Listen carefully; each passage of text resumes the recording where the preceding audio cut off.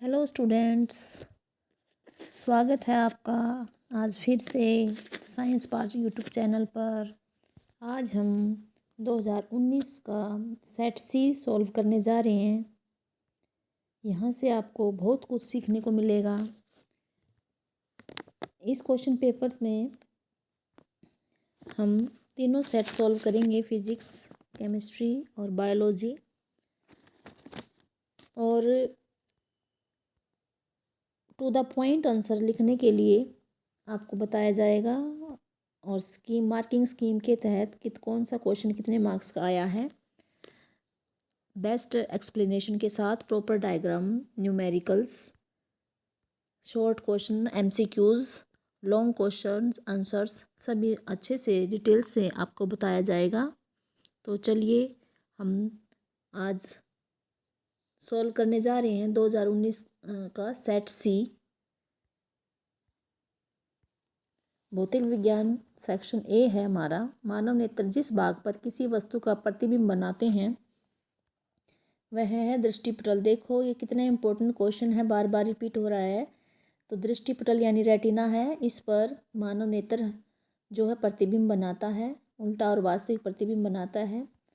अगला क्वेश्चन देखिए, निम्न में से कौन सी गैस बायोगैस में सर्वाधिक मात्रा में पाई जाती है? हमारे सिलेबस में नहीं है, मीथेन है इसका आंसर। अगला क्वेश्चन देखिए, प्रकाश की किस परिघटना के कारण तारे टिमटिमाते हैं?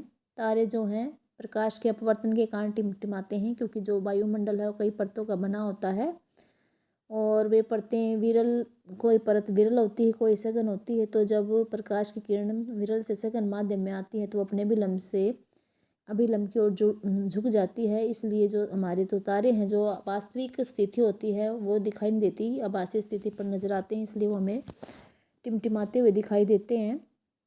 विद्युत टोस्टरों और विद्युत स्त्रियों के ताप बनाए हुए शुद्ध धातु के न बनाकर किसी मिश्र धातु के क्यों बनाए जाते हैं?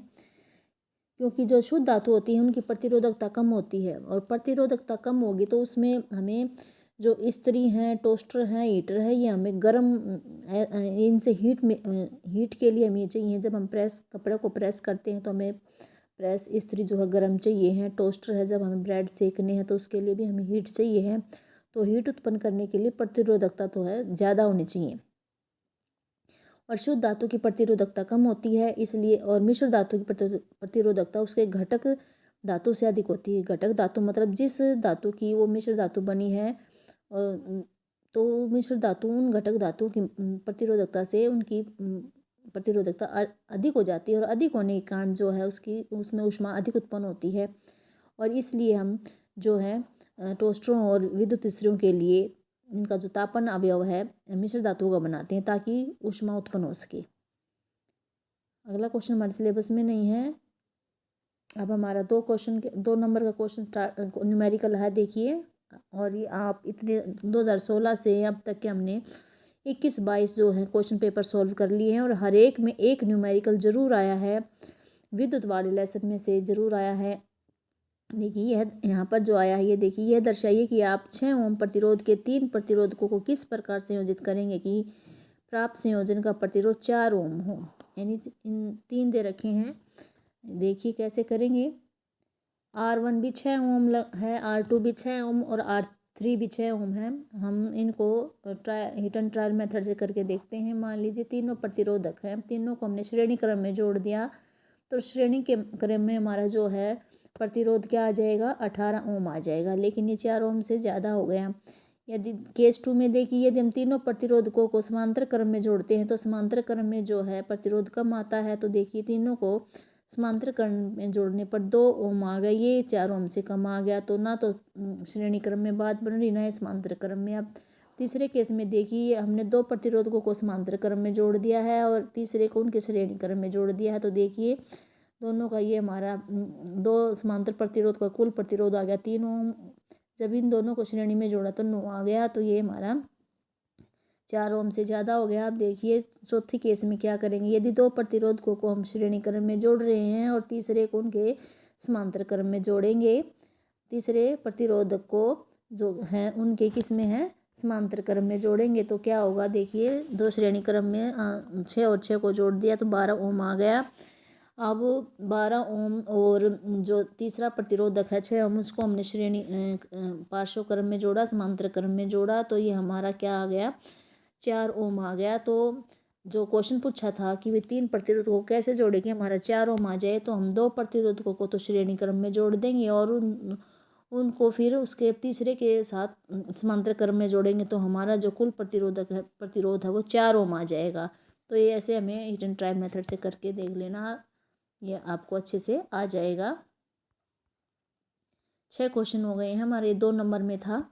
अब अगला देखिए, अगला हमारे सिलेबस में नहीं है। अब 8वां क्वेश्चन है लेंस की क्षमता।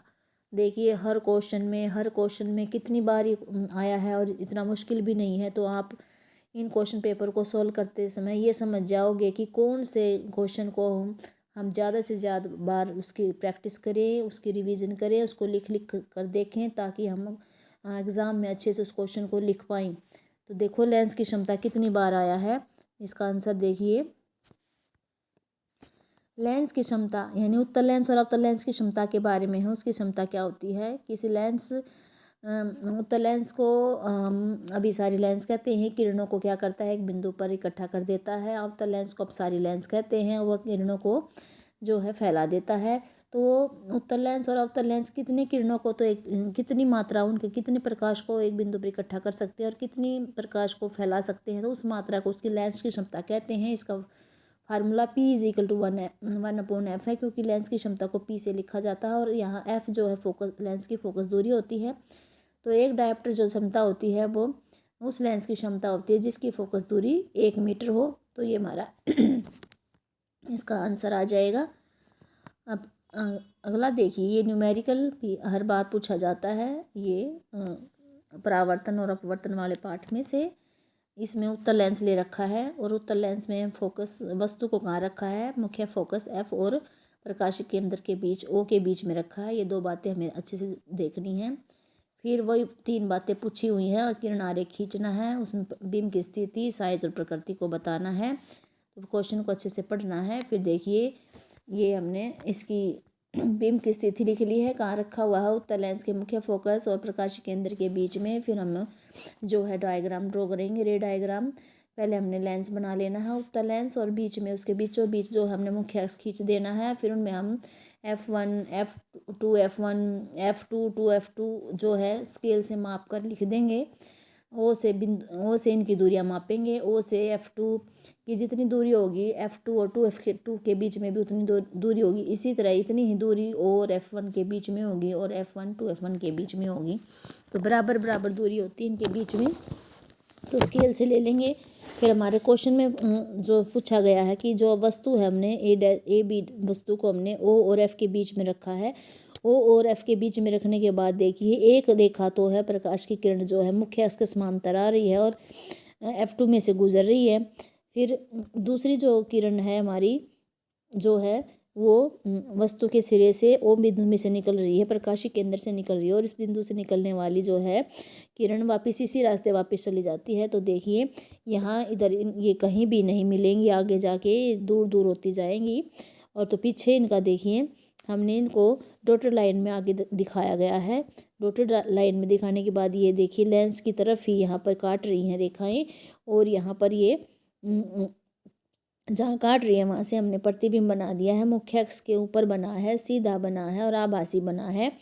और देखिए साइज वस्तु ए बी का साइज कितना है और A डैश B डैश का इससे बड़ा है। तो तीनों चीज़ें यहाँ दिखाई दे रही हैं हमें।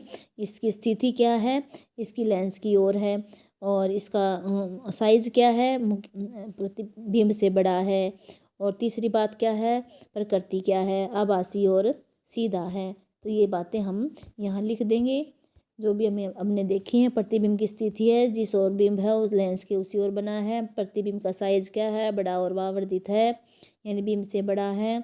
प्रतिबिंब की प्रकृति क्या है, आभासी और सीधा है। तो ये हमारा क्वेश्चन सोल्व हो जाएगा। देखिए ये जो 8वां क्वेश्चन है, 2 नंबर में तो लेंस की क्षमता था और ये 2 नंबर में ही ये हमारा जो है ये 4 नंबर का क्वेश्चन है 2-2 में। तो ये आपके फुल मार्क्स आ जाएंगे, ऐसे इसको सॉल्व करना। फिर है विद्युत मोटर, हमारे सिलेबस में नहीं है। अब भू संपर्कन से आप क्या अभिप्राय, ये भू संपर्क वाला भी कई बार आया है और विद्युत उपकरणों को भूसंपर्कित क्यों किया जाता है? ये 2 नंबर का क्वेश्चन है, ये देख लेते हैं। भूसंपर्क क्या होता है, पहले तो हमें ये पता होना चाहिए। भूसंपर्क तार घर के निकट भूमि के भीतर बहुत गहराई में क्या करते हैं, भूमि अपने घर में नीचे धरती के नीचे खड्डा खोद कर वो गहराई में एक धातु की प्लेट लगा देते हैं और उससे एक तार जोड़ देते हैं और उसी को हम भूसंपर्क तार बोलते हैं। भूसंपर्क तार का प्रयोग कहाँ पर करते हैं? विशेषकर अपने घरों में तुमने देखा होगा 3 पिन प्लग है, 3 छेद वाला जो है वो होता है हमारा सॉकेट, जिसमें 3 पिन प्लग वाला 3 पिन वाला वो लगता है प्लग और सॉकेट में। तो जो ऊपर मोटी वाली पिन होती है, ऊपर वाली एक जो होती है वो जो जुड़ी होती है वो भूसंपर्क तार से, वो अर्थ का तार बोला जाता है, वो अर्थ के तार से जुड़ी होती है, वो हमें करंट से बचाता है। तो और इसमें किन किन चीज़ों में हमें भूसंपर्क तार, जो मतलब ज़्यादा करंट, ज़्यादा जिसकी शक्ति होती है, जो ज़्यादा करंट लेके चलता है, जिसमें ज़्यादा शक्ति होती है, जैसे एसी हो गया, फ्रिज हो गया हमारे, और भाई टोस्टर है, प्रेस है, पंखे हैं, इन चीज़ों में जब हमें सॉकेट में लगाना है तो इसमें हमें 3 पिन प्लग का ही इस्तेमाल करना चाहिए, ताकि अगर करंट उसमें आ भी जाए तो वो हमारे शरीर में प्रवेश ना करे और सीधा धरती में चला जाए और वो उसका विभव जो है धरती के विभव के बराबर हो जाए। तो इस तरह से ये हमारी सुरक्षा करता है भूसंपर्क तार। तो ये हमें करंट लगने से बचाता है। और ये क्या करता है, विद्युत कम प्रतिरोध का जो है पथ प्रस्तुत करता है और हमें किसी भी मतलब कि उसको साधित्र को भी खराब नहीं होने देता और हमें भी करंट से बचाता है। तो ये भूसंपर्क का हो गया, हमारा 2 नंबर में है।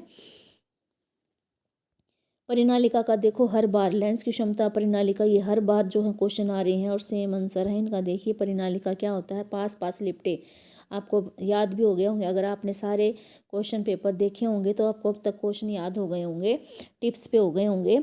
जो पास लिपटे विद्युत रोधी तांबे के तार की बेलन की आकृति की अनेक फेरों वाली कुंडली को क्या कहते हैं? परिनालिका कहते हैं। इसके चारों ओर जो उत्पन्न चुंबकीय क्षेत्र होता है उसका पैटर्न देखो, बिल्कुल जैसे छड़ चुंबक के चारों ओर होता है वैसा ही होता है, इसमें बिल्कुल सीधी रेखाएं होती हैं बीच में।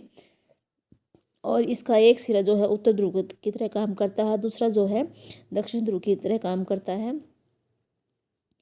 और अगर इसमें विद्युत धारा प्रवाहित कर देते हैं तो इसमें जो चुंबकीय क्षेत्र उत्पन्न होता है वो बीच में देखो बिल्कुल सरल रेखा समांतर होती हैं, सरल रेखाएं समांतर रेखाएं हैं। इसका मतलब यह है हर एक बिंदु पर जो चुंबकीय क्षेत्र है समान होता है।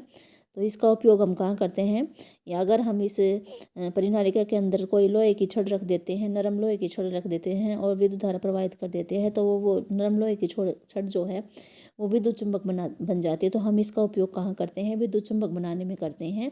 परिनालिका का उपयोग विद्युत चुंबक बनाने में करते हैं। ये हमारा 4 नंबर का क्वेश्चन आता है।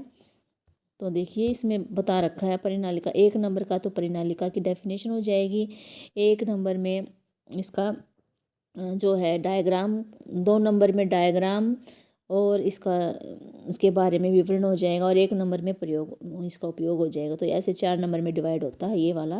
तो अब चारों अंक हासिल कर सकते हैं। तो अब हमारा जो है सेक्शन बी रसायन विज्ञान जो 19 नंबर का है वो स्टार्ट हो गया है। इसमें पहला क्वेश्चन है कि निम्न रासायनिक अभिक्रिया में कौन सा अभिकारक उपचयित हो रहा है। अब हमें उपचयित और हर एक सेट में हमने किया है। उपचयन और अपचयन का मतलब क्या है, उपचयन का मतलब था ऑक्सीजन जुड़ना और हाइड्रोजन हटना। अब हमारे पास 2 अभिकारक हैं ZnO + C, जिंक ऑक्साइड और C, इनमें से एक आंसर है कोई।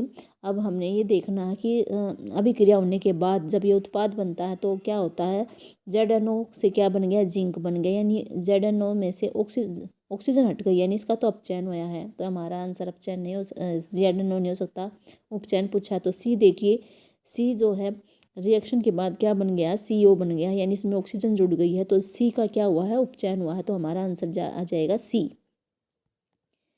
ये क्वेश्चन भी कितना आसान है, आपके पास 3 विलन है ABC जिनका pH का मान जो है 2, 7 और 11 है। और कौन सा विलन उदासीन है, pH जो है 0 से pH स्केल होता है 0 से 14 तक होता है, जो 7 वाला होता है वो उदासीन होता है। 7 से कम वाले 0 से 7 तक के अम्लीय होते हैं और 7 से 14 तक के क्षारीय होते हैं। तो यहाँ उदासीन पूछा गया है तो उदासीन हमारा बी बीच वाला जो 7 है, बी विलन है जिसका pH 7 है, वो उदासीन है। तो ये 1 नंबर का क्वेश्चन है, आपको ऐसे लिखते ही फटाफट 1 नंबर मिलेगा। अगला क्वेश्चन देखिए, ये हमारे सिलेबस में नहीं है। MCl4 वाला Cl के आगे 4 लगाए, इसका मतलब जिसकी वैलेंसी 4 हो वो धातु देखनी है हमने। सिलिकॉन की 4 है, इसलिए इसका आंसर ऐसा ही हो जाएगा। एल्यूमिनियम की 3 होती है, सोडियम की 1, मैग्नीशियम की 2, इसलिए जो आंसर है ए है। ये भी सिलेबस में नहीं है। अगला संयोजन अभिक्रिया से आप क्या समझते हैं? देखिए ये अभिक्रिया पहले चैप्टर में से सारी चारों इम्पोर्टेंट हैं, चारों पांचों जो भी हैं, संयोजन, वियोजन, विस्थापन, द्विविस्थापन और जो हमारी रेडॉक्स अभिक्रिया, उपचयन, अपचयन, ये सभी इम्पोर्टेंट हैं और बिल्कुल ईजी हैं। आप इसमें से पूरे नंबर ला सकते हैं। वह अभिक्रिया जिसमें 2 या 2 से अधिक अभिकारक मिलकर एकल उत्पाद का निर्माण करते हैं उसे संयोजन अभिक्रिया कहते हैं। और इसका एग्जाम्पल आप कोई भी दे सकते हैं, C+O2 भी दे सकते हो, magnesium plus oxygen, magnesium oxide बन गया, सोडियम प्लस ऑक्सीजन, ये भी दे सकते हो। बहुत ही आसान है, आप बिल्कुल अच्छे से कर सकते हैं। तो अनेक सोडे का देखिए रासायनिक सूत्र क्या है, Na2CO3 तो 10H2 हो जाएगा इसका। और इसकी निर्माण विधि क्या है? देखिए इसकी निर्माण विधि, जो बेकिंग सोडा है उसके निर्माण में जो एक रिएक्शन है, ये जो बेकिंग सोडे वाली है और फिर ये बेकिंग सोडा को गर्म करने वाली है, फिर लास्ट में जो है दावन सोडा में पानी मिला के हम दावन सोडा प्राप्त कर सकते हैं। तो सबसे पहले हमें सोडियम कार्बोनेट कैसे प्राप्त करेंगे? सोडियम कार्बोनेट प्राप्त करने के लिए हमें पहले ये NaCl जलीय विलयन लेना है, कार्बन डाइऑक्साइड है, अमोनिया है। जब इसमें से हम ये अभिक्रिया होएगी तो क्या हो जाएगा, सोडियम बाइकार्बोनेट और अमोनियम क्लोराइड बन जाएगा। ये बेकिंग सोडा बनाने की भी विधि है। तो एक अभिक्रिया से उसमें काम चल जाएगा, लेकिन धावन सोडा में फिर ये नहीं चलेगा। धावन सोडा के लिए फिर हम बेकिंग सोडा को गर्म करेंगे ऊष्मा से, फिर यहाँ सोडियम कार्बोनेट बना है, सोडियम कार्बोनेट बनने के बाद फिर उसमें 10 पानी के अणु मिलाएंगे और तब फिर वो हमारा धावन सोडा तैयार हो जाएगा, Na2CO3.10H2। तो इस तरह से हमें इसमें 3 अभिक्रिया लिखनी है। ये हमारा क्वेश्चन जो है 2 नंबर का है। 1 नंबर में तो आपका फार्मूला है, दूसरे नंबर में आप लास्ट वाली भी लिख दोगे तो भी नंबर मिल जाएगा। लेकिन अगर पूरे अच्छे से करना है तो ये तीनों इसमें लिखनी चाहिए अभिक्रियाएँ, तीनों अभिक्रियाएँ हमें आनी चाहिए। अगला क्वेश्चन है जो हमारे सिलेबस में नहीं है, 16वां देखिए, धातुओं के जल के साथ अभिक्रिया करने पर क्या होता है? एक उदाहरण दीजिए। ये देखिए, जब धातुएं जल के साथ अभिक्रिया करती हैं तो हाइड्रोजन गैस बनती है और धातु ऑक्साइड बनता है। धातु ऑक्साइड और हाइड्रोजन, जब धातु ऑक्साइड जल में, अगर धातु ऑक्साइड पानी में घुलनशील है, कई धातु ऑक्साइड पानी में नहीं घुलते लेकिन कई घुल जाते हैं, अगर वो घुल जाते हैं तो वो धातु हाइड्रोक्साइड बना देते हैं। और लेकिन सभी धातुएं पानी के साथ अभिक्रिया नहीं करती। एक उदाहरण पोटेशियम की पानी के साथ दिखाई है तो potassium hydroxide plus hydrogen gas बन गई है। थर्मेट अभिक्रिया भी इम्पोर्टेंट है, ये भी आई है। इस प्रक्रम का रासायनिक समीकरण देखिए। थर्मेट अभिक्रिया क्या होती हैं? वे एक तरह से ये विस्थापन अभिक्रिया होती है, लेकिन वो विस्थापन अभिक्रिया होती है जिसमें बहुत ज़्यादा ऊष्मा निकलती है। जब वो होती हैं तो बहुत ज़्यादा ऊष्मा निकलती है, इतनी ज़्यादा ऊष्मा निकलती है कि जिसके बीच में अभिक्रिया होती है वो पिघली हुई अवस्था में प्राप्त होता है। और वो जो पिघली हुई अवस्था में धातु प्राप्त होती है वो क्या करते हैं, हम जो रेल की पटरी होती है उसमें दरार आ जाती है, मशीनी पुर्जे होते हैं उनमें दरार आ जाती है, उनमें वो जो है पिघला हुआ उसमें वो डाल देते हैं तो वो सारी जुड़ जाती हैं, तो इसमें उसका इस्तेमाल करते हैं। तो ये देखिए इसकी अभिक्रिया Fe2O3 + 2Al एल्यूमिनियम, तो ये आयरन बन गया। तो ये आयरन जो है, एल्यूमिनियम जो है अधिक अभिक्रियाशील धातु है, इसने Fe को हटा दिया है। और ये जो Fe में जो मिलेगा, आयरन जो मिलेगा, ये बहुत ही पिघली व्यवस्था में मिलता है, एल्यूमिनियम ऑक्साइड अलग से हो जाएगा। तो इससे हम इसी को हम थर्मेट अभिक्रिया कहते हैं। और ये थर्मेट अभिक्रिया हमारा 2 नंबर में आया है। फिर देखिए 17वां क्वेश्चन है, ये जो कार्बन यौगिक में से हैं, ये बिल्कुल ही मतलब कि स्कोरिंग क्वेश्चन होता है। जिसको अच्छे से नाम लिखने आते हैं इनके, वो पूरे अंक प्राप्त कर सकते हैं यहाँ से। ये देखिए, सबसे पहले नाम लिखने के लिए हमें कार्बन की संख्या पता होनी चाहिए, कार्बन गिन लेने चाहिए 1 2 3। पहले ए वाले में हमारे 3 कार्बन हैं, 3 कार्बन का देखते ही आपको प्रोप्स ध्यान में आना चाहिए, प्रोप। फिर ये देखना है क्या एक कलाबंद है, द्विआबंध है, देखिए द्विआबंध है, द्विआबंध है तो इसका मतलब एल्कीन है, यानी ईन, अनुलग्न ईन लगेगा। तो प्रोपेन है तो प्रोपेन नहीं, प्रोपीन हो जाएगा ये। प्रोप किसके लिए है, 3 कार्बन के लिए, और ईन किसके लिए है, जो एक द्विआबंध है इसमें, इसलिए इसका नाम क्या हो गया, प्रोपीन। अगला देखिए, अगला फिर इसमें हम देखेंगे कार्बन कितने हैं, 2 कार्बन है, 2 कार्बन है, 2 कार्बन के लिए एथ करेंगे। और देखिए इसमें प्रकार्यात्मक समूह क्या लगा है, Br लगा है, तो ये हेलोजन है, हेलोजन को हम पहले बोलते हैं ब्रोमो, और दो के लिए कार्बन के लिए एथ है तो ब्रोमो एथेन, इसका नाम क्या हो जाएगा, ब्रोमो एथेन। अगला देखिए इसमें कितने कार्बन हैं, 1 2 3 कार्बन है, 3 कार्बन के लिए हम फिर प्रोप देखेंगे।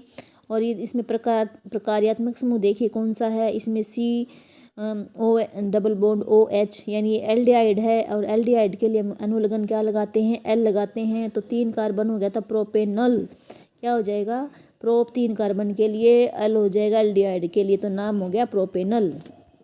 तो ये आपको अच्छे से समझ में आ गए होंगे, ये हमारे 1 नंबर के थे, अगर तुम अच्छे से लिख दोगे तो पूरे मार्क्स मिलेंगे आपको। तो ये 17 का जो है 6 नंबर का क्वेश्चन होता है, तो 3 में ये आया हुआ है। अगर 3 में देखिए क्या है, 3 में ये एथेनॉल की अभिक्रिया, ये वेरी इंपॉर्टेंट है, लगभग हर एक सेट में आई हैं। इनकी अम्लीकृत पोटेशियम डाइक्रोमेट के साथ देखिए, जब एथेनॉल की में अम्लीकृत पोटेशियम डाइक्रोमेट डालते हैं और उसको गर्म करते हैं तो एथेनॉइक अम्ल बन जाता है। एथेनॉइक अम्ल बन गया, तो अब देखिए ये ऑक्सीकरण अभिक्रिया है। और दूसरा है गर्म सांद्र, एथेनॉल में हम अगर गर्म सांद्र सल्फ्यूरिक अम्ल डालते हैं, H2SO4 डालते हैं, तो एथीन में कन्वर्ट हो जाता है। देखिए CH2 double bond CH2 ethene हो गया और ये पानी बन गया, ठीक है। सोडियम के साथ जब इसकी हम कराते हैं, एथेनॉल की सोडियम के साथ करवा रहे हैं अभिक्रिया, तो सोडियम एसीटेट बन जाता है, सोडियम एथेनोएट, तो कोई भी नाम लिख सकते हो आप। प्लस में हाइड्रोजन गैस निकलती है, तो ये हमें अच्छे से आनी चाहिए। ये भी 1 नंबर में है, तो आपको ये तीनों अभिक्रिया आ गई, वो 3 आ गए, तो 6 नंबर पूरे के पूरे आपको आ जाएंगे। या अथवा में आपको ये वाला क्वेश्चन लिखना है। देखो ये क्वेश्चन करने में 6 नंबर लेने में हमें सिर्फ 2-3 मिनट लगेंगे, अगर हमें अच्छे से आता है। लेकिन अगर हम कार्बन यौगिकों की नाम पद्धति वाला है, इसमें थोड़ा टाइम ज़्यादा लगेगा। और देखिए बड़ा क्वेश्चन बनेगा ये, और वो स्कोरिंग है। इसमें देखिए नाम लिखना भी, ये वाला क्वेश्चन भी आसान है वैसे तो, लेकिन लिखने में टाइम लगेगा। इसमें निम्नलिखित विधि द्वारा हम कार्बन यौगिक का लिख सकते हैं, भाई नामकरण कर सकते हैं। पहला तो है कार्बन परमाणु की संख्या, यौगिक में कितने कार्बन है उसके आधार पर। संतृप्त हाइड्रोकार्बन, एक तरह से ये जो हमारे यौगिक होते हैं, ये संतृप्त और असंतृप्त दोनों प्रकार के होते हैं। संतृप्त वो होते हैं जिसमें कार्बन कार्बन के बीच में एक कला बंध होता है, और इसका जनरल फार्मूला CnH2n+2 है। और असंतृप्त वो होते हैं एल्कीन और अल्काइन, इसमें CnH2n एल्कीन का हो गया, और इसमें द्विआबंध होता है कार्बन कार्बन के बीच में। अल्काइन, इसमें कार्बन कार्बन के बीच में त्रिआबंध होता है, और इसका फार्मूला हो गया CnH2n-2। फिर यहाँ n का मतलब क्या है, कार्बन की संख्या होती है। देखिए अब जब हम संतृप्त हाइड्रोकार्बन के बारे में देखेंगे, एल्केन के बारे में देखेंगे, 1 कार्बन वाला मैथेन होता है, 2 वाला एथेन, 3 वाला प्रोपेन, 4 वाला ब्यूटेन, 5 वाला पेंटेन, 6 वाला हेक्सेन। यानी कि कार्बन की संख्या कितनी है उसके लिए हमें मैथ, एथ, प्रोप, ब्यूट, ऐसे पेंट, हेक्स याद होने चाहिए। फिर हमें ये देखना इसमें एकल बंध है या इसमें भी एकल बंध है। एकल बंध है तो एन एल्केन, इसमें अनुलग्न क्या लगेगा, एन, इसलिए मैथ एन, एथ एन 2 कार्बन है, प्रोप 3 कार्बन के लिए प्रोप और एकल आबंध है इसलिए एन, प्रोपेन 4 कार्बन है इसलिए ब्यूट और एकल आबंध है इसलिए ब्यूटेन, 5 कार्बन है इसलिए पेंट और सब में एकल आबंध है इसलिए एन, पेंटेन। हैग्स 6 कार्बन है इसलिए हैग्स, और एन क्यों है, क्योंकि इनके बीच में एक कलाबंध है। तो आप समझ गए होंगे एल्केन में एन पीछे अनुलग्न लगेगा, और कार्बन की संख्या के आधार पर आगे हम मैथ है ऐसे नाम लिख सकते हैं। इसी तरह एल्कीन देखिए, एल्कीन में 1 कार्बन वाला नहीं होता, एल्कीन एल्काइन में 1 कार्बन वाला, क्योंकि कार्बन कार्बन के बीच में द्वि या त्रिआबंध कार्बन कार्बन के बीच होने चाहिए, ठीक है। एक कलाबंध तो हाइड्रोजन के बीच में होता है, कार्बन कार्बन के बीच में द्वि या त्रिआबंध। इसमें देखिए द्वि आबंध है C और C के बीच में और कार्बन की 4 संयोजकता संतुष्ट होनी चाहिए, चारों तरफ C के 4 आबंध होने चाहिए। तो 2 बीच में आने के से 2 हाइड्रोजन पूरा कर देंगे, इधर भी 2 हाइड्रोजन पूरा कर देते हैं, CH2 हो जाएगा हमारा एथीन।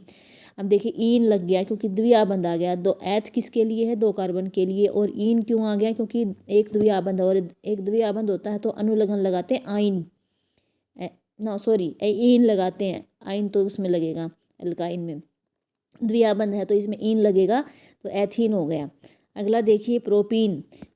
देखो प्रोप 3 कार्बन, सबसे पहले कार्बन की संख्या हमने गिननी होती है, 1 2 3 कार्बन है, प्रोप याद आ जाना चाहिए, दिमाग में आ जाना चाहिए आपके कि 3 कार्बन है तो प्रोप है। अब आबंध देखने लेते हैं, प्रकार्यात्मक समूह क्या होता है, कौन सा लगा है इसमें? द्विआबंध लगा है, और द्विआबंध के लिए हम पीछे ईन लगाते हैं, तो देखो फटाफट नाम हो गया प्रोपीन। इसको हम ऐसे भी लिख सकते हैं CH2 द्विआबंध CH3। अब आगे देखिए ब्यूटीन। ब्यूट कैसे आएगा? फटाफट कार्बन की संख्या देखिए, 1 2 3 4 कार्बन है, 4 कार्बन की संख्या आते दिमाग में ब्यूट आ जाना चाहिए।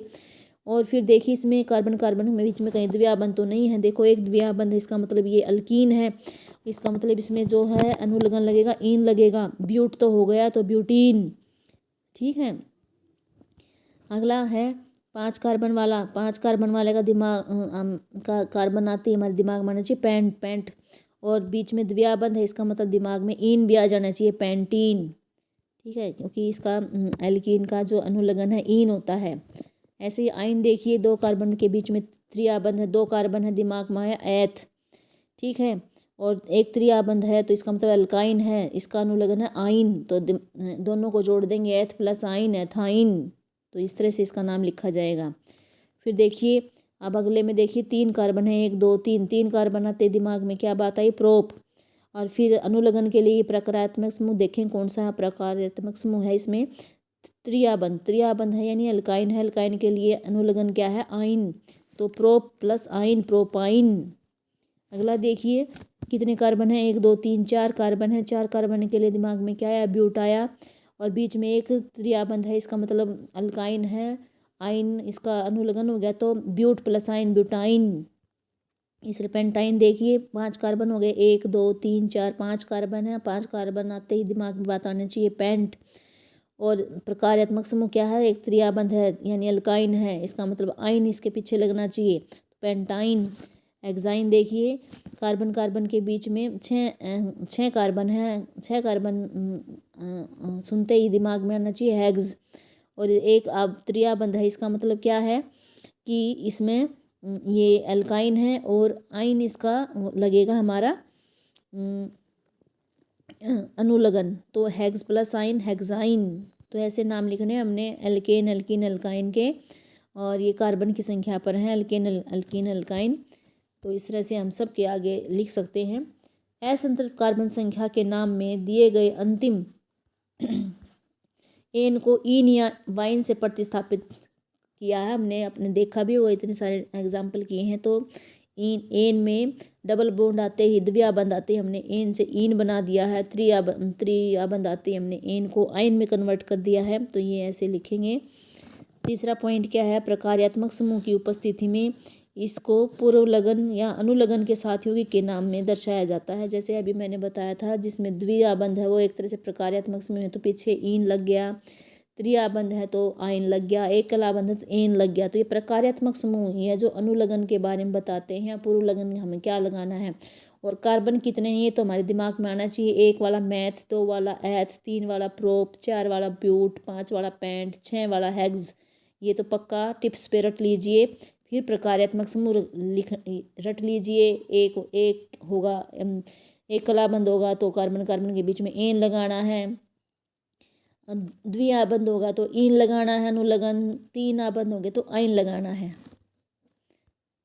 आगे देखिए थोड़ा सा और भी दे रखा है प्रकारात्मक समूह की, ये तो हमारे single bond double bond triple bond थे। अब जो है OH अल्कोहल एल्डिहाइड कार्बोक्सिलिक अम्ल और कीटोन और है हमारे सिलेबस में, वो देख लेते हैं वो कैसे नाम लिखेंगे इनके। तो इनके पीछे अनुलग्न का नाम जो है स्वर होते हैं हमारे 5 AEIOU, उससे प्रारंभ हो तो कार्बन श्रृंखला के नाम से अंत का हम ई हटा देंगे, उसमें अनुलग्न लगाकर संशोधित करते हैं। जैसे कीटोन का दे रखा है, प्रोपेन है हमारे 3 कार्बन वाला प्रोपेन होता है, अगर उसका प्रोपेन का ई हटा देंगे पीछे, ये इंग्लिश में है, हिंदी में तो वैसे ही कर लेते हैं, प्लस में ओन ऐड कर देते हैं। यहाँ 1 ऐड हो गया तो क्या हो गया, प्रोपेनोन हो गया।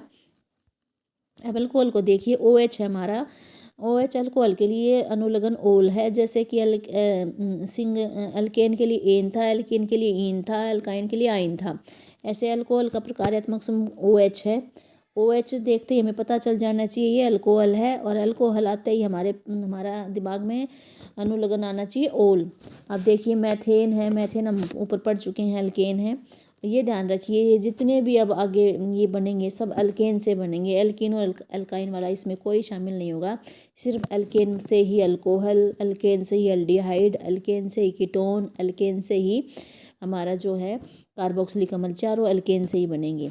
बस हमें इन चारों के प्रकार्यात्मक समूह का ध्यान रखना है, और आगे तो हमारे सब एक कलाबंदी होंगे। जैसे मैथेन ले लिया, मैथेन एक कला अल्केन है, एक कलाबंद है, इसमें कार्बन कार्बन के बीच में। अब OH है, OH लगाया, CH3OH है, OH के लिए अनुलग्न क्या हो गया, ओल हो गया। तो दोनों मैथेन प्लस ओल कर दिया तो मैथेनोल।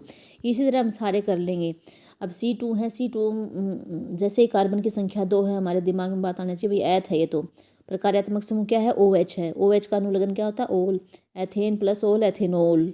इसी तरह C3H7OH में देखिए 3 कार्बन है, 3 कार्बन सुनते ही हमारे दिमाग में आना चाहिए प्रोप।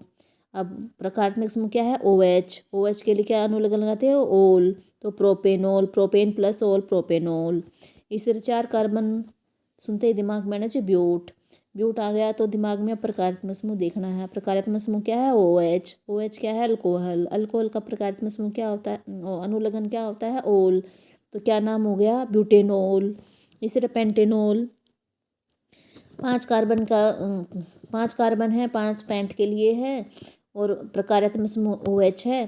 तो OH अल्कोहल है, अल्कोहल का अनुलग्न है ओल है। तो पेंटेन प्लस ओल पेंटेनोल ऐसे हो जाए। हेक्सेनोल भी ऐसे कर सकते हैं, 6 कार्बन है, एक्स दिमाग में आ गया, OH पीछे लगा हुआ है, OH हो गया तो हेक्सेनोल हो जाएगा।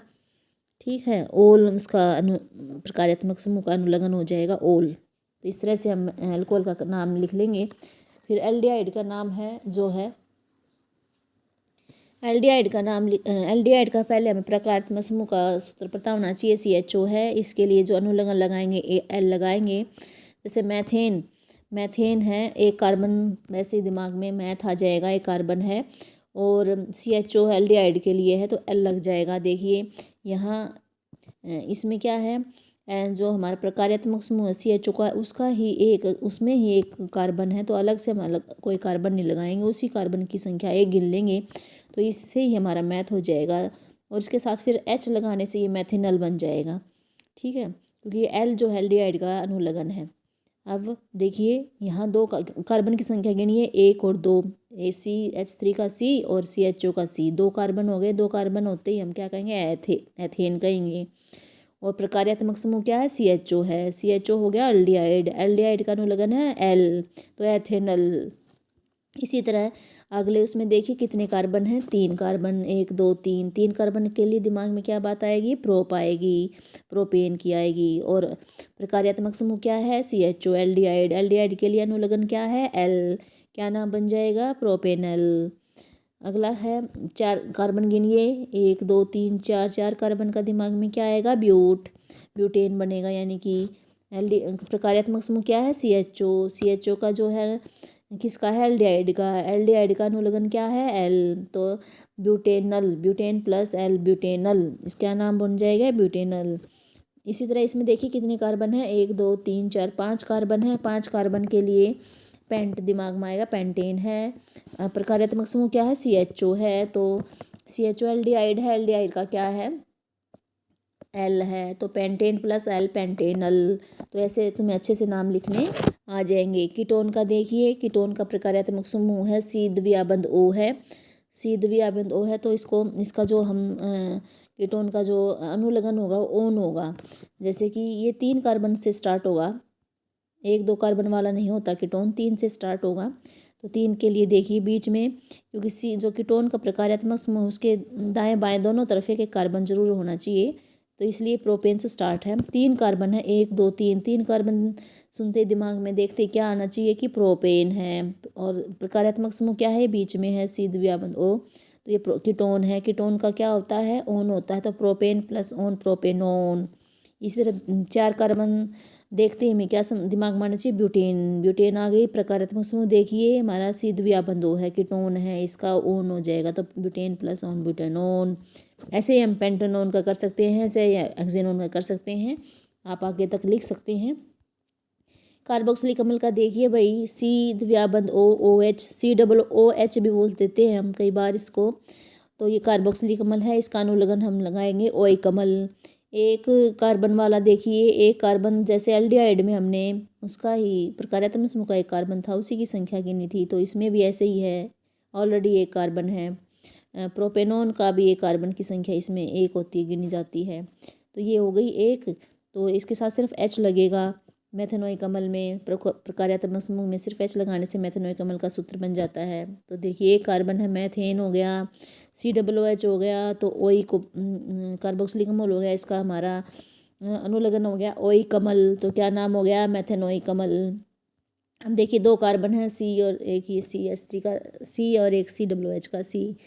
तो जैसे ही हमारे पास दो कार्बन हमें दिखे, हमारे दिमाग में एथेन आ गया। फिर प्रकार्यात्मक समूह देखिए क्या है, कार्बोक्सिलिक अम्ल है, अनुलग्न क्या है, ओइक अम्ल है, तो क्या नाम हो गया, एथेन प्लस ओइक अम्ल, एथेनोइक अम्ल। फिर देखिए कितने कार्बन है, 3 कार्बन देखते ही दिमाग में आना चाहिए, प्रोपेन। फिर प्रकार्यात्मक समूह देखना चाहिए क्या दे रखा है, COOH दे रखा है, ये किसके लिए है, क्या है, ये कार्बोक्सिलिक अम्ल है, इसका अनुलग्न क्या है, ओइक अम्ल है, तो क्या नाम हो गया, प्रोपेन प्लस ओइक अम्ल, प्रोपेनोइक अम्ल। इसी तरह ब्यूटेनिक अम्ल, 4 कार्बन देखते हैं हमें दिमाग में आना चाहिए कि ब्यूटेन है, और प्रकार्यात्मक समूह COOH है, इसका अनुलग्न है ओइक अम्ल है, तो ब्यूटेन प्लस ओइक अम्ल, ब्यूटेनोइक अम्ल। इसी तरह 5 कार्बन देखते हैं, पेंटेन दिमाग में आना चाहिए, और पेंटेन आने के बाद प्रकार्यात्मक समूह चेक करना चाहिए। प्रकार्यात्मक समूह क्या है, COOH है, और इसका अनुलग्न क्या है, ओइक अम्ल, तो हम पेंटेनोइक अम्ल लिखेंगे इसको। तो इस तरह से ये हेलोजन आ गए हमारे, लास्ट हैं, इनको हेलो एल्केन भी बोल देते हैं, हेलो एल्केन। यानी क्लोरो, ब्रोमो, आयोडो, फ्लोरो, ये सारे क्या है, हमारे हेलोजन्स हैं। अब देखिए एक कार्बन वाला है, एक कार्बन जैसे ही दिखा, मैथेन आ गया दिमाग में, और Cl लगा रखा है, प्रकार्यात्मक समूह Cl है इसमें। तो यहाँ एक खास बात क्या है, इसको हम पूर्व लगन, सब तो पीछे अनुलग्न थे, पीछे सबका आ रहा था, ठीक है, लेकिन इसमें हम पहले बोलेंगे Cl जो लिखा पीछे इसमें, लेकिन बोलेंगे पहले क्लोरोमेथेन। क्लोरो हो गया, और एक कार्बन है तो मैथेन। इसी तरह अगले देखिए 2 कार्बन हो गए, तो हमारे दिमाग में आना चाहिए एथेन। पीछे क्लोरो है, हेलोजन, इसलिए बोलेंगे क्लोरो एथेन। ये फिर 3 कार्बन वाला आ गया, 3 कार्बन वाला प्रोपेन दिमाग में आ गया। क्लोरीन पीछे प्रकारात्मक समूह, तो पहले बोलेंगे क्लोरो प्रोपेन। इसी तरह क्लोरोब्यूटेन, क्लोरोपेंटेन। इसी तरह bromomethane, bromo ethane, bromopentane, bromohexane, bromobutane, इस तरह से सारे बन जाएंगे। आयोडो सारे ही पहले लगते हैं। तो ये हमारा जो कार्बन यौगिकों के नाम पता है 6 नंबर में आया, तो आप इसको ऐसे एक्सप्लेन करें तो फुल मार्क्स मिलेंगे आपको, और भी एग्जाम्पल आगे आप दे सकते हैं। तो ये हमारा क्वेश्चन कंप्लीट हो गया 6 नंबर का। तो इसलिए मैं कह रही थी अगर हम ये इसका पहले वाला पोर्शन करें 3-3 वाला, वो 2-4 मिनट में ही हो जाएगा, और इसको करने में हमें ज़्यादा टाइम लगेगा। तो और पहले वाला स्कोरिंग भी है। अगला देखना, ये देखिए, ये जो मैंने अभी समझाया सारा वही बता रखा है। पूर्व लगन यानी हेलो एल्केन है, इसमें क्लोरोब्रोमो पहले लगेगा, ठीक है। देखो क्लोरोप्रोपेन, ब्रोमोप्रोपेन, और ये अनुलग्न, ये पीछे लगने वाले आ गए, अल्कोहल का OH का OL, ओल, एल्डिहाइड का L, कीटोन का 1, कार्बोक्सिलिक अम्ल का ओइक अम्ल, एल्कीन का ईन, एल्काइन का आइन, और एल्केन जो होता है उसका एन होता है, ठीक है। ये इसके सारे मैंने पहले तुम्हें समझा दिए थे, प्रोपाइन, प्रोपीन, प्रोपाइनाइक, प्रोपेनोइक अम्ल, प्रोपेनोन, प्रोपेनल, प्रोपेनोल, ये सब मैंने तुम्हें ऑलरेडी समझा दिया है। आप कर सकते हैं इसको। आगे देखिए हमारा अब स्टार्ट हो गया है जीव विज्ञान का, ये 21 नंबर का है। भौतिक विज्ञान 20 की थी, और रसायन विज्ञान 19 की, और ये हमारा 21 का है। पहला क्वेश्चन 1 नंबर का देखिए इसका, सूर्य के प्रकाश एवं क्लोरोफिल की उपस्थिति में अकार्बनिक पदार्थों से कार्बनिक पदार्थों का निर्माण करने वाले जीवों को क्या कहते हैं?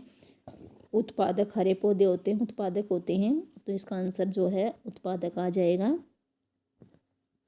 अगला क्वेश्चन देखिए, लार आना कौन सी क्रिया है? लार आना देखिए ऐच्छिक अनैच्छिक प्रतिवर्ती। देखो अपनी मर्जी से तो लार आती नहीं है, वो अपने आप आ जाती है, इसका मतलब वो अनैच्छिक है। और प्रतिवर्ती क्यों बोल रहे हैं इसको? क्योंकि हम जैसे ही कोई अच्छे हमारे मनपसंद खाने की खुशबू सूंघ लेते हैं या खाना मनपसंद देख लेते हैं तो भी लार आ जाती है, तो ये भी एक प्रतिवर्ती क्रिया भी है भाई। किसी उसके पर्यावरण में होने वाले उद्दीपन के प्रति जो है लार आ गई तो ये प्रतिवर्ती क्रिया भी हो गई और अनैच्छिक दोनों हो जाती हैं। अगला 20वां क्वेश्चन देखिए, एक स्थलीय पारितंत्र में, स्थलीय मतलब जो धरती पर है, हरे पौधे प्राप्त सौर ऊर्जा का कितने प्रतिशत खाद्य ऊर्जा में परिवर्तित करते हैं? यानी पौधों पर जो पौधे जो ऊर्जा ग्रहण करते हैं सूर्य से, उसके कितने प्रतिशत को भोजन में बदलते हैं? तो उसका 1% ही वो भोजन में बदलते हैं, और सारी जो 99% या तो परावर्तित हो जाती है, ऊष्मा के रूप में बाहर निकल जाती है। तो इस तरह से 1% ही बदल पाते हैं। अगला क्वेश्चन देखिए, किस जीव में बहुविखंडन द्वारा एक जीव एक साथ अनेक संतति कोशिकाओं में विभाजित हो जाते हैं? प्लाज्मोडियम आएगा, ये भी कई बार आया है। मानव रुधिर में शर्करा के स्तर को बढ़ने से रोकने के लिए कौन सा हार्मोन है? इंसुलिन हार्मोन है, जो अग्नाशय ग्रंथि से स्रावित होता है। यौनारंभ के समय होने वाले परिवर्तन, ये भी कई बार आए हैं और बिल्कुल ईजी हैं, क्योंकि ये तुम इसी उम्र के होते हो और तुम्हारे अंदर जो परिवर्तन आते हो तुम अपने शरीर को देखकर ही इसमें लिख सकते हो, इसको याद करने की भी जरूरत नहीं होती, बस पता होना चाहिए हमने इसमें लिखना क्या है। एक समान होते हैं। देखिए जैसे कि शरीर के कुछ भागों में, जैसे कांख में, जांघों के मध्य जो जननांगी क्षेत्र होते हैं, वहाँ बाल गुछ निकल आते हैं, उनका रंग भी गहरा हो जाता है, और हाथ और चेहरे पर महीन बाल आ जाते हैं, बिल्कुल हल्के हल्के पतले पतले बाल आ जाते हैं। त्वचा तैलीय हो जाती है और मुँह हाथ से भी निकल आते हैं, और एक दूसरे के प्रति जो बच्चे हैं वो सजग भी हो जाते हैं। ये तीसरा पॉइंट भी आप लिख सकते हैं। अगला है परागण और निषेचन में अंतर। ये पहली बार आया है भाई, मतलब कि अंतर पहली बार है, परागण तो आ चुका है। पराग कणों का, परागण के पहले तो दोनों की डेफिनेशन लिख देनी है अंतर में, कि परागण क्या होता है? पराग कणों का परागकोश से वर्तिकाग्र पर जाना परागण कहलाता है। निषेचन क्या होता है? नर और मादा युग्मक के संलयन को निषेचन कहते हैं। परागण जो होता है इसमें कौन हेल्प करता है? कीट हो गए, हवा हो गया, पानी हो गया, वो इसकी हेल्प करते हैं। वो परागकोश से परागकणों को लेकर जाते हैं और वर्तिकाग्र पर जाकर बैठते हैं तो वहाँ चले जाते हैं। निषेचन, ये बाहरी कारकों की आवश्यकता नहीं होती है क्योंकि फूल के अंदर ही होता है। और परागण जो है भौतिक क्रिया होती है और ये निषेचन से पहले होती है। निषेचन परागण से बाद में होता है और ये जैव रासायनिक प्रक्रिया है। तो ये 2 मार्क्स का आपका है, तो इसमें आपको 2 मार्क्स मिल जाएंगे। अगला देखिए, छुई मुई के स्पर्श के प्रति अनुक्रिया को समझाना। भाई जब हम छुई मुई के पौधे को छूते हैं तो उसकी जो पत्तियां वो मुरझा जाती हैं, तो क्या क्या होता है ऐसा? जब हम छुई मुई की पत्तियां छुई मुई के पत्ते को छूते हैं तो जो उस अनुक्रिया वो बहुत तेज होती है, एकदम मुरझा जाते हैं।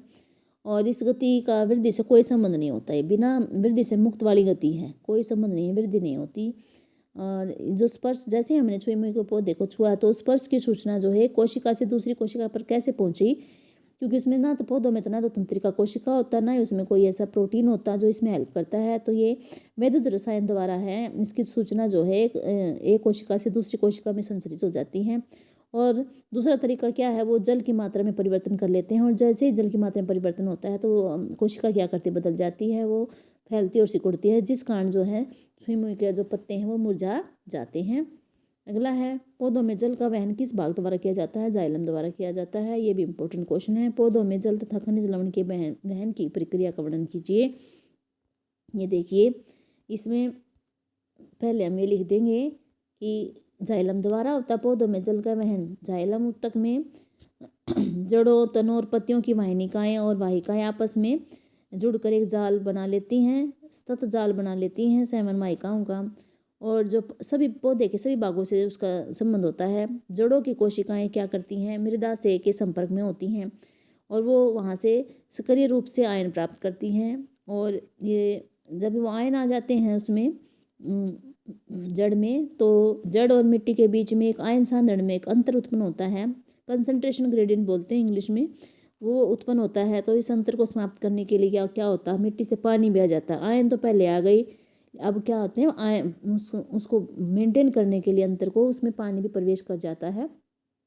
बिना अंतर के पानी प्रवेश नहीं कर पाएगा, तो ये आयन सांद्रण में अंतर जरूर होना चाहिए, तभी प्रवेश कर पाएगा। इस तरह से जो पानी है वो जड़ से पौधे के सभी भागों में पहुंच जाएगा। देखिए हमें इसमें वाष्पोत्सर्जन का भी जिक्र करना है, वहाँ तो बस हमने बताया जाइलम कैसे ऊपर आएगा जड़ से। यहाँ हमें वाष्पोत्सर्जन जो होता है उसके बारे में बताना है। वाष्पोत्सर्जन बिना जो है जाइलम भी पानी को ऊपर नहीं लेके पाएगा। तो इसकी डेफिनेशन तो आपको पता ही है कि पत्ती से जो पानी भाप के रूप में निकलता है उसको प्रक्रिया को ही वाष्पोत्सर्जन बोलते हैं। और इसमें जैसे ही मिट्टी से पानी और खनिज लवण ये अवशोषित होता है, पहला पॉइंट है, जैसे जड़ों ने मिट्टी से पानी को जाइलम द्वारा ऊपर अवशोषित कर लिया। अब जाइलम क्या करता है, पानी और खनिज लवण को क्या आता है पौधे के सभी भागों तक पहुंचाएगा। फिर क्या होगा, वाष्पीकरण होगा। पत्तियों पर जो रंध्र होते हैं वो पानी को भाप के रूप में बाहर निकालेंगे, यानी वाष्पोत्सर्जन वाली क्रिया होएगी। फिर एक चूषण का निर्माण होता है, जिसके बिना जाइलम ये हमारा जो पानी ऊपर नहीं जाएगा। जल के अणुओं का कोशिका से वाष्पन यानी पानी वाष्पोत्सर्जन होता है, तो नीचे से खिंचाव उत्पन्न होता है, जिस कारण जो जाइलम है वो पानी को ऊपर तक खींचता है। इस खिंचाव के बिना जाइलम पानी को ऊपर तक नहीं खींच पाएगा, यानी वाष्पोत्सर्जन बहुत जरूरी है। और वाष्पोत्सर्जन के कारण ही पौधों में जड़ों द्वारा जाइलम जल और खनिज लवण का अवशोषण होता है, और ये पौधे के सभी भागों तक जाइलम और इसको पानी को और खनिज लवण को पहुंचा पाते हैं। तो ये बातें आपको जरूर लिखनी है वाष्पोत्सर्जन में, कि तभी आपको इसमें 6 नंबर का जो क्वेश्चन है ये इसमें 6 नंबर आएंगे, 6 है, तो इस तरह से आपको लिखना है सारा। या फिर आप इसमें लसिका और रुधिर में अंतर कर सकते हैं, एक 2 में है, एक 4 का आगे होगा क्वेश्चन। लसिका क्या होता है, लसिका रंगीन होती है, इसका कोई रंग थोड़ा हल्का पीला हो सकता है रंग। रुधिर का रंग लाल होता है, और उस क्यों होता है लाल, क्योंकि इसमें लाल रक्त कणिकाएँ होती हैं, आरबीसी होती हैं। और लसिका में सिर्फ डब्ल्यूबीसी होती हैं, और इसमें रुधिर में तीनों ही चीज़ होती है, आरबीसी, डब्ल्यूबीसी, प्लेटलेट्स, पट्टिकाणु होते हैं।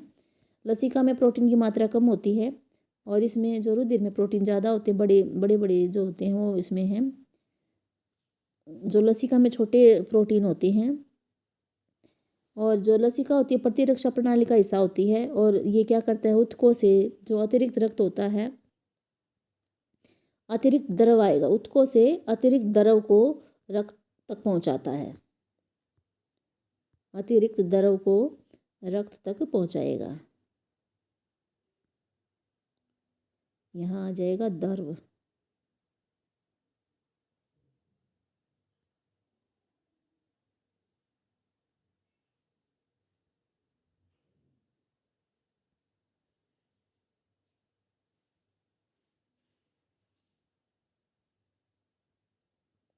अतिरिक्त द्रव को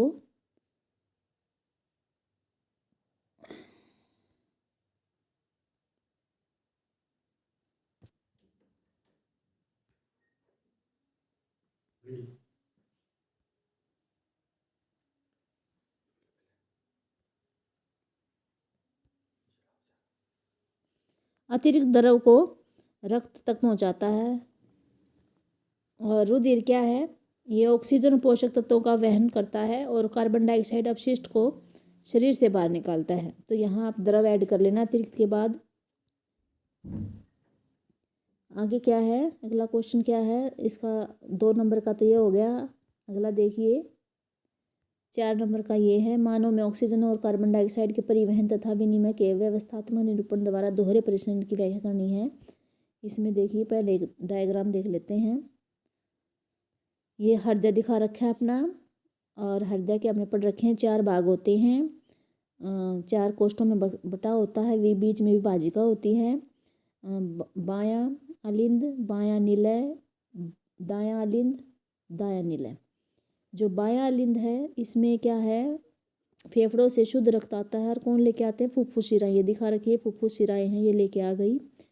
और बायां अलिंद में आने के बाद ये बाएं निलय में आ जाएगा। बाएं निलय से जो शुद्ध रक्त है महाधमनी द्वारा महाधमनी कहाँ देखिए दिखा रखी है, वाली रेड वाली महाधमनी शरीर के विभिन्न भागों तक ले जाएगी और शरीर के विभिन्न भागों में जो है वो होते हैं उन तक है कोशिकाएं, वहाँ तक ये रक्त को लेके जा रहे हैं। और रक्त शुद्ध क्यों बोल रहे हैं हम रक्त को, क्योंकि इसमें ऑक्सीजन है। ये जो है रुधिर है, रक्त है, ये ऑक्सीजन को लेके आ रहा है, इसलिए इसका लाल रंग दिखा रखा है। और ये जो कोशिकाओं में है यहाँ पर ये ऑक्सीजन को, यहाँ ऑक्सीजन और कार्बन डाइऑक्साइड का आदान प्रदान होता है, यानी ऑक्सीजन ही ऊतकों को दे देते हैं। और जो कार्बन डाइऑक्साइड यहाँ बनी होती है वो रुधिर में आ जाता है। जब वो रुधिर में आ जाता है तो देखिए नीले रंग में दिखा रखे हैं, यहाँ से वो विऑक्सीजनित कार्बन डाइऑक्साइड वाले रक्त को महाशिरा लेके आ रही हैं। और कहाँ लेके जाएंगी, वो दायां लिंद में लेके आएंगी। दायां लिंद से वो दाएं निलय में आएगा। दाएं निलय में अब अशुद्ध रक्त है तो वो इस फुफ्फुस धमनी द्वारा, फुफ्फुस धमनी है जो फेफड़ों में लेके जाएगी। देखिए ये फेफड़ों की कोशिकाएं हैं, यहाँ शुद्ध होएगा, यहाँ भी गैसों का आदान प्रदान होगा। जो रक्त में CO2 है वो फेफड़ों में आ जाएगा और फेफड़ों में जो ऑक्सीजन है वो रुधिर में आ जाएगी और वो शुद्ध हो जाएगा। फिर से वो दाएं उसमें चला जाएगा, बायां लिंद में चला जाएगा। तो इस तरह से ये रुधिर जो है हमारे शरीर में दो से में बार प्रवेश करता है, इसलिए इसको दोहरा परिसंचरण बोलते हैं। ये देखिए इसका रिटर्न में कैसे लिखेंगे। दोहरे परिसंचरण का अर्थ क्या है कि रक्त एक चक्कर में 2 बार हृदय से होकर गुजरता है। जो मैंने अभी समझाया वो यहाँ रिटर्न में है। दायां लिंद में शरीर के ऊपरी भाग से और शरीर के निचले भाग से महाशिराएं क्या करती हैं, विऑक्सीजनित रक्त को लेकर आती हैं और ये दायां लिंद से दाएं निलय में जाएगा और वहाँ से ये फुफ्फुस धमनी द्वारा फेफड़ों में चला जाता है। और वहाँ फेफड़ों में क्या होता है, ऑक्सीजन और कार्बन डाइऑक्साइड गैसों का आदान प्रदान होता है, यानी कि रक्त से कार्बन डाइऑक्साइड फेफड़ों में आ जाएगी और फेफड़ों से ऑक्सीजन रक्त में आ जाती है और ये रक्त शुद्ध हो जाता है। इसी तरह फिर फेफड़ों से ऑक्सीजनित रुधिर फुफ्फुस शिराओं द्वारा हृदय के बायां लिंद में आ जाता है और बायां लिंद से ऑक्सीजनित रुधिर बाएं निलय में प्रवेश करता है और बाएं निलय से महाधमनी द्वारा शरीर के विभिन्न भागों तक पहुँच जाता है, जहाँ ऑक्सीजन का उपयोग होता है और कार्बन डाइऑक्साइड रक्त में आ जाती है। अब यह अशुद्ध रक्त दोबारा हृदय के दाएं लिंद में लौट आता है। इस तरह से हृदय में रक्त एक चक्कर में 2 बार गुजरता है और इसलिए इसे दोहरा परिसंचरण कहते हैं। यहाँ इतना ही लिख सकते हैं आप, इसकी आवश्यकता है, ये इसमें लिखने की जरूरत नहीं है, लेकिन हमें पता होना चाहिए आवश्यकता क्यों है दोहरे परिसंचरण के लिए, क्योंकि हम जो हैं वार्म ब्लडेड हैं, समतापी हैं। हमारे शरीर का तापमान हमेशा एक जैसा रहता है, कोई भी मौसम हो, सर्दी हो, गर्मी हो, बरसात हो, हमारे शरीर का तापमान 37 डिग्री रहता है। पक्षी और स्तनधारी ऐसे होते हैं जिनका तापमान शरीर का एक जैसा रहता है और एक जैसा तापमान बनाए रखने के लिए बहुत ज़्यादा ऊर्जा की आवश्यकता होती है। और ज़्यादा ऊर्जा कब मिलेगी, जब हमारा रक्त है अशुद्ध और शुद्ध अलग रहेगा, तभी हमें ज़्यादा ऊर्जा मिलेगी। इसलिए इनका जो है बंटवारा जरूरी है शुद्ध और अशुद्ध रक्त में। तो आज हमारा ये सैम्पल पेपर कंप्लीट हो गया है। आप इसको अच्छे से करना, आपको अच्छी तैयारी हो जाएगी। और अगर आपको और वीडियो को कंप्लीट पूरा देखना, स्किप नहीं करना है। और अगर आपको वीडियो पसंद आई हो तो लाइक करें, कमेंट करें, शेयर करें और उस पर चैनल पर नए हो तो सब्सक्राइब ज़रूर करें और अपने साथियों को शेयर करें। 10वीं कक्षा के विद्यार्थियों के लिए बहुत ही ज़रूरी है। बच्चे एग्ज़ाम में इससे बहुत अच्छे मार्क्स ला सकते हैं। Thanks for watching.